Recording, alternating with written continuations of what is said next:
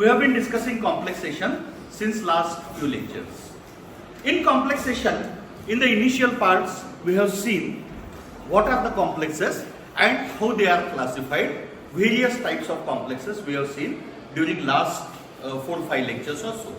Now, we are turning on to the next part of complexation, and that is methods of analysis of complexes.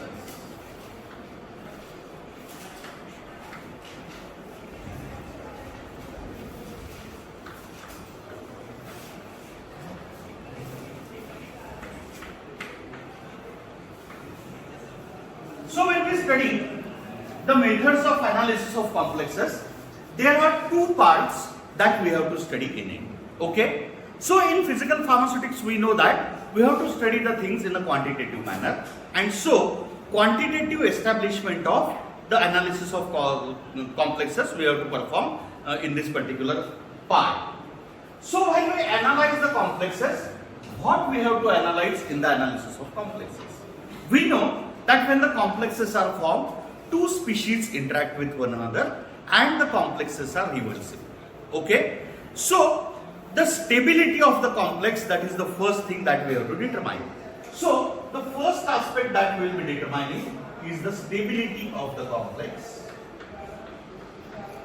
This stability of the complex we determine by means of a stability constant.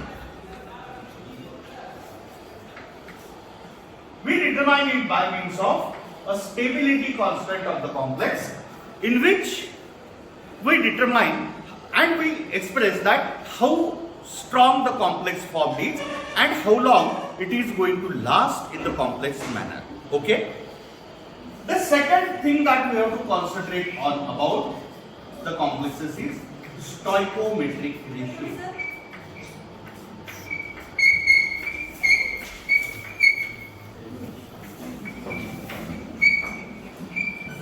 We have to discuss about the stoichiometric ratio. Means what? In the complexation, we know that two species, the donor species and the acceptor species, or the guest species and host species, they react with one another to form the complex. The ratio of the donor and acceptor, or the guest and the host, that we have to determine in the stoichiometric ratio. In some cases, the complexes are 1-1 complex, where the two species combine in a 1-1 ratio.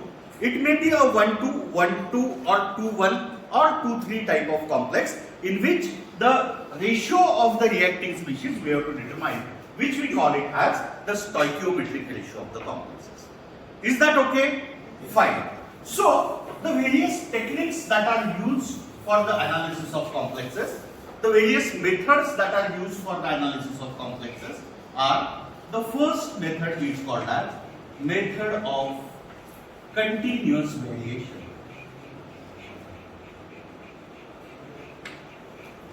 Method of continuous variation.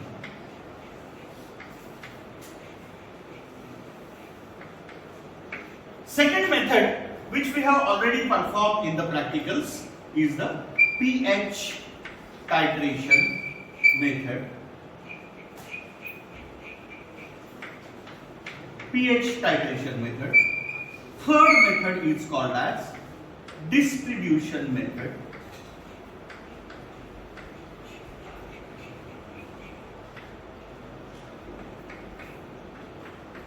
The fourth one is solubility method.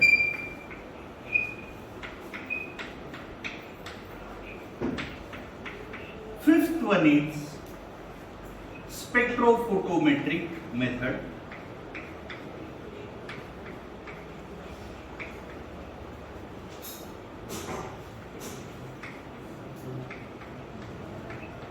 And the last ones are the other methods or miscellaneous methods. So using all these methods, we can analyze the complexes, and one by one we are going to discuss about the methods of analysis of complexes. Okay? The first method, it is called as the method of continuous variation. So we will concentrate on the first method in the initial part of today's class. So as the name itself indicates,